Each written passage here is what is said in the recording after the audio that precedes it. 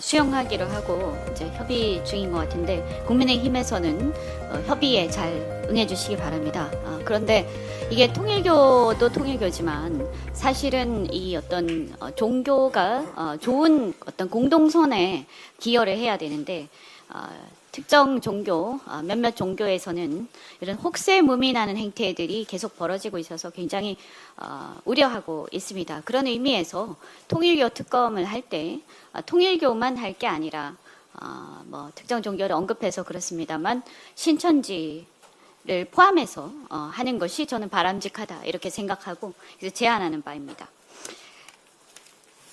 어제 본회의에서 내란 전담 재판부법이 통과가 됐습니다. 말씀드린 것처럼 이 내란 전담 재판부를 설치하는 것은 그 내용에 있어서 위헌 소지를 완전히 없애서 법적 안정성을 확보를 했고 또 내부의 개혁적인 법관들을 비롯해서 책임 있는 법조계 전반의 지지를 받을 수 있는 토대를 마련한 것입니다. 뭐 이 내용에 대해서 사실 법원에서 예규를 마련한 그 내용들하고 뭐 크게 차이가 없다 이렇게 평가하는 부분도 있습니다만 저는 매우 다르다. 무슨 얘기냐? 안에 내용도 내용이지만 국민들의 명령, 우리 민의를 반영하는 국회가 국민의 명령을 받들어서 이 내란 전담 재판, 내란의 재판이 일반 재판하고 얼마나 차원이 다른 매우 중차대한 헌법 질서를 바로 세우는 재판인가 하는 것을 선언하는 의미가 분명히 있고 그다음에 또 하나는 그동안 지기현 판사 내란 수계를 내란의 한복판에서 석방함으로써 이 수사를 굉장히 수사가 진행되는데 차질을 빚게 했던 지기현 판사에 대한 불신 그리고 또 그 지기현 판사에 대해서 김영일 사건을 배당을 해서 관련 사건이 다 상당 부분 그 재판부로 배당하게 한 조희대 대법원장에 대한 불신 이런 것들 국회가 마련한 법안을 통과시켜서 그 법안에 의해서 사법부 법관회의의 집단 지성에 의해서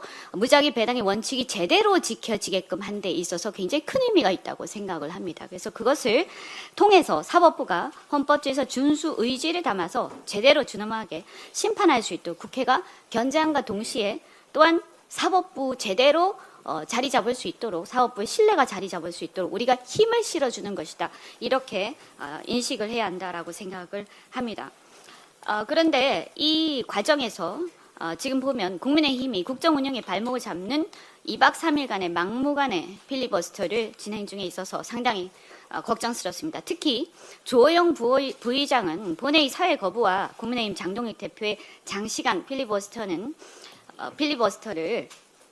국회 기능을 의도적으로 마비시키기 위해서 이렇게 역할을 분담하면서까지 이런 상황들을 빚어내고 있어서 이것이 과연 말씀드린 것처럼 의도적으로 마비시키기 위한 게 아니냐. 그래서 국회 부의장은 소속 정당을 떠나서 본회의의 의사 진행을 책임지는 헌법기관입니다. 그런데 주호영 부의장은 필리버스터 국면에서 반복적으로 사회 교대를 거부를 해오고 있습니다. 이것은 그동안의 국회 관례를 깨는 것이고 국회 부의장 스스로 국회 운영의 중립성과 연속성을 훼손한 것이며 그 자체로 국회 기능 마비를 시도한 것이나 다름없습니다.